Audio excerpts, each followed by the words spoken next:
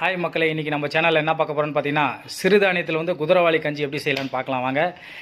இந்த கஞ்சி வந்து எல்லாருமே குடிக்கலாம். நீங்கள் வந்து நார்மலாக சாதத்தில் கஞ்சி குடிச்சிருப்பீங்க. இந்த மாதிரி சிறுதானியத்தில் வந்து குடிச்சிங்கன்னா ரொம்ப நல்லாயிருக்கும், ஹெல்த்தியாகவும் இருக்கும். இந்த கஞ்சி முக்கியமாக வந்து பார்த்திங்கன்னா ஏஜ்டு பீப்புள்ஸ், டயபெட்டிக் பேஷண்ட்டு, இந்த மாதிரி ரெகுலராக டேப்லெட் எடுக்கிறவங்க இந்த கஞ்சி சாப்பிட்லாம். ஏன்னு பார்த்தீங்கன்னா மோஸ்ட்லி வந்து அவங்களுக்கு வந்து டேப்லெட் கண்டினியூவாக எடுக்கிறதால மவுத் வந்து ட்ரைனஸ் இருக்கும். இந்த கஞ்சி குடித்தோம்னா அவங்களுக்கு வந்து அந்த சலைவா வந்து இன்க்ரீஸ் ஆகும், நல்லா டேஸ்ட்டாக இருக்கும். நான் எப்படி செய்யுதுன்னு சொல்லி தர போகிறேன் வாங்க. ஃபஸ்ட்டு ஒரு குக்கர் எடுத்துக்கிறோம். எண்ணெய் ஊற்றின உடனே ஒரு 1/2 ஸ்பூன் வந்து மிளகு போட்டுக்கிறோம்.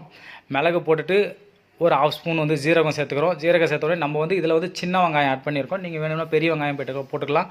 ஆனால் சின்ன வெங்காயம் வந்து நல்லா டேஸ்ட் இருக்கும். சின்ன வெங்காயம் நம்ம சேர்த்துருக்கோம். இப்போ வெங்காயம் நல்லா வதங்கின உடனே உப்பு போட்டாச்சு. நெக்ஸ்ட் வந்து நம்ம தண்ணி ஊற்றுறோம்.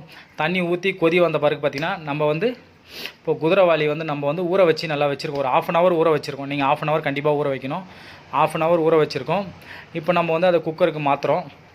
மாற்றிட்டு பார்த்திங்கன்னா நம்ம வந்து நெக்ஸ்ட்டு வந்து குக்கரை க்ளோஸ் பண்ணி 5 விசில் விட போகிறோம். நீங்கள் 6 விசில் வரைக்கும் விடலாம். இதில் வந்து நம்ம 1 கிளாஸ் அரிசிக்கு 6 கிளாஸ் தண்ணி வச்சுருக்கோம்.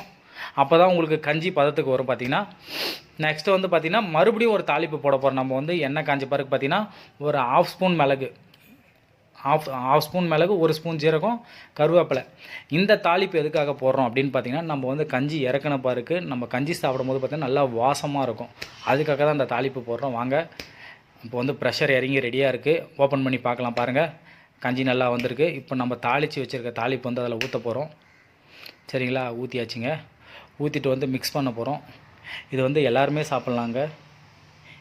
உங்கள் வீட்டில் வந்து கிட்ஸு முதல் கொண்டு எல்லாருக்குமே கொடுக்கலாம். நீங்கள் தாராளமாக கொடுங்க. இங்கே பாருங்கள், இப்போ மிக்ஸ் பண்ணியாச்சுங்க. கஞ்சி சூப்பராக ரெடியாகி வந்திருக்கு. நாங்கள் எங்கள் வீட்டில் வீக்லி ஒன்ஸ் சாப்பிடுவோம். நீங்களும் ட்ரை பண்ணி பார்த்துட்டு எப்படி இருக்குன்னு கமெண்ட் பண்ணுங்கள்.